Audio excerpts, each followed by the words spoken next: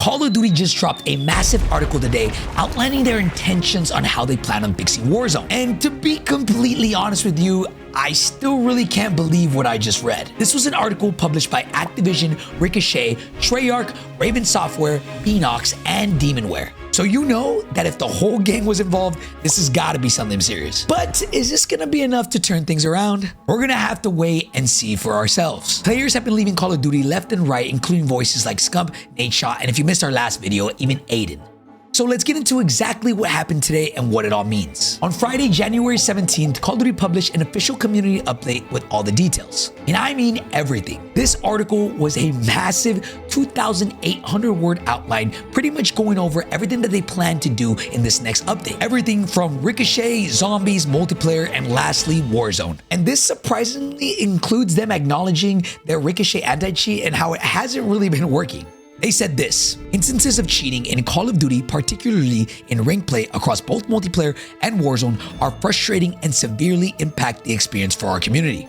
Which is nice and all, but I really think they're understating how bad hackers really are in multiplayer and in Warzone. They then go on to say that they have banned 136,000 accounts, which honestly doesn't even seem like that much if this includes shadow bans as well. Which they finally did give a little bit of info regarding the shadow bans, or at least hinted at it. They said, it's important to clarify that when a user spams the report button in-game multiple times against a user, or someone uses an illegal cheat tool to spam 10,000 reports, our system does not consider more than one single report from a player versus another, despite what cheat developers are telling players when they try to sell their illegal software.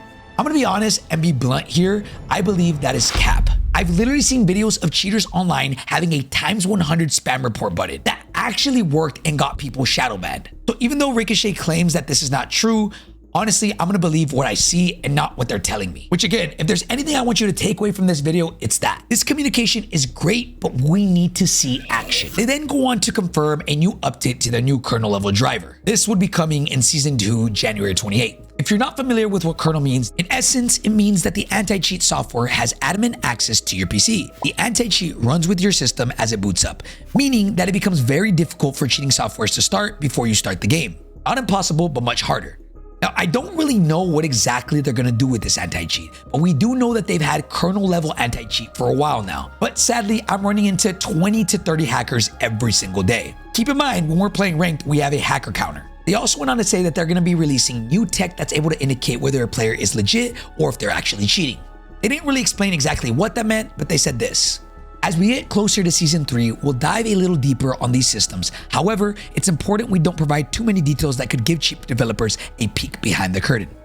When it comes to the cheating side of things and this kernel level anti-cheat, I've honestly given up hope. They've said this multiple times that Call of Duty is gonna get this crazy anti-cheat where they're not gonna allow any cheaters, but honestly, it's so bad right now. So when it comes to this, I'm gonna have to see it to believe it. These changes will be coming in Season 2 and in Season 3 when Verdansk launches, so let's see what happens. They then went on to put an entire section dedicated to server stability. Now, I can't really attest to a lot of these things, but one thing I will say is they have addressed the server crashing issue. Don't get that confused with dev errors, those are still in the game. For those that don't know, cheaters were able to crash a server whenever they die to make sure that you don't get the win. TTV mode crashed the fucking server! Fuck!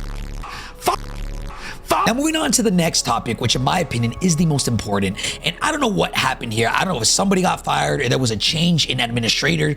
I don't know, but there seems to be a lot of really good changes coming to Warzone. Again, before I say anything, I want to see this before anything, because they can promise us the world, but whatever actually comes to the game, that is what matters. They open by saying this: we've made the decision to prioritize focus on gameplay tuning, adding more quality of life, and addressing ongoing bugs.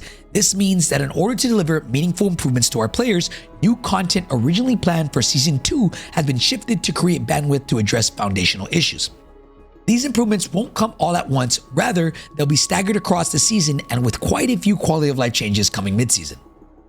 Now, if you don't know what that means, I actually think this is a very good change. So for example, instead of them having to focus on releasing new bundles, new skins, and then releasing something like Squid Game's collaboration, they're gonna be focused on actually fixing the core of the game. Again, kind of sounds crazy, but I hope it actually comes true. I'm gonna go ahead and list a couple of these changes and then we'll discuss what they all mean. Reload speeds across the board are gonna be increased for all weapons anywhere from 5 to 20%. On this one, I will say I'm a little bit skeptical. For things like this, I get a little bit skeptical because for 5%, What is 5% of 1 second? What is 5% of 3 seconds? Will this 5 to 20% change be enough to make the game actually feel any different? I'm gonna be honest with that one, I can't give an opinion. I'm just hoping that when we actually play it, it feels good. The next one is reduce penalty when sprint to fire jumping and increase jump ADS speed. This one I'm actually pleasantly surprised about. I don't know how much this is going to be. Again, when they say increase or make things faster, it all depends on how fast they make it. I love that they're finally taking away penalties for things that wasn't in the game back in Modern Warfare 2019. In Warzone 1, you could jump ADS and there was no penalty, and it actually felt pretty damn good. Then with the introduction to Warzone 2, you know how that goes. The game just went to shit. Now the next one is they increased the weapon swap speed. For this specifically, they said they increased the speed by 10%, effectively replicating the effect of the quick grip gloves perk from Modern Warfare, which I actually love because they took away default perks with the introduction of this game. And now to see that we're finally getting them back, it feels like they shouldn't have even left to begin with. Another change that they made was to the ground loot. They stated that they removed all semi-automatic and burst weapons from ground loot.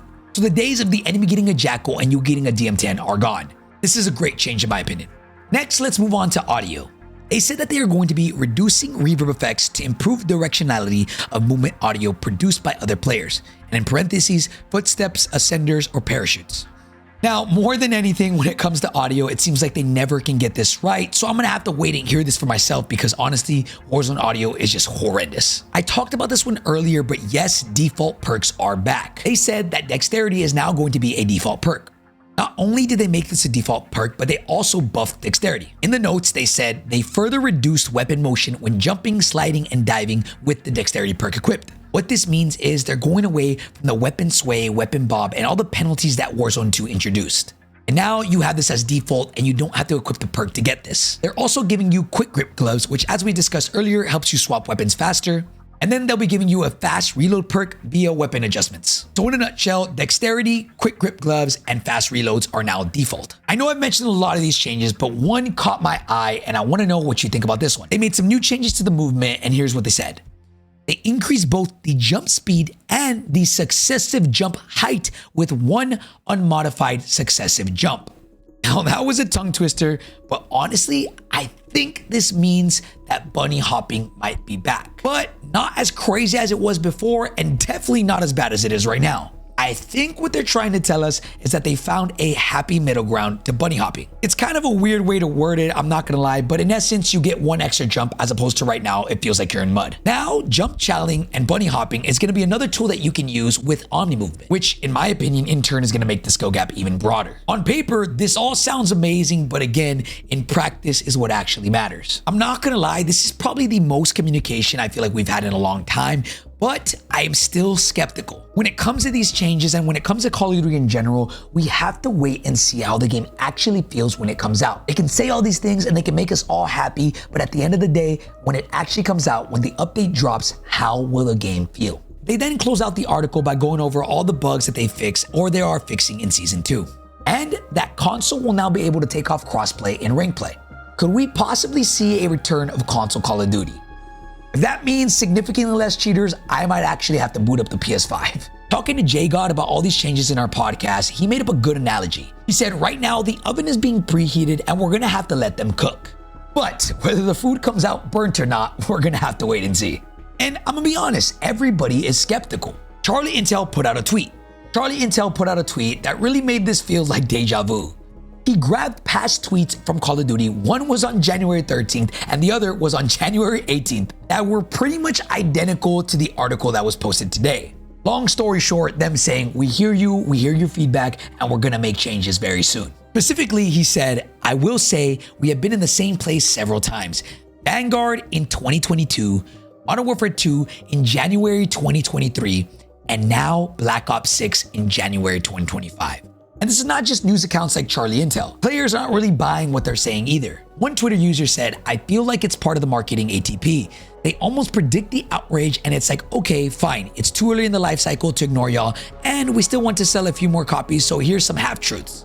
Look, man, I don't know. We've been here before. It seems like a reoccurring cycle, but at the end of the day, Call of Duty is Call of Duty and they're gonna do whatever it is that they want. The optimist in me wants to believe them, but the realist in me is saying, just wait and see what they do. Because at the end of the day, empty words and empty promises mean nothing without action.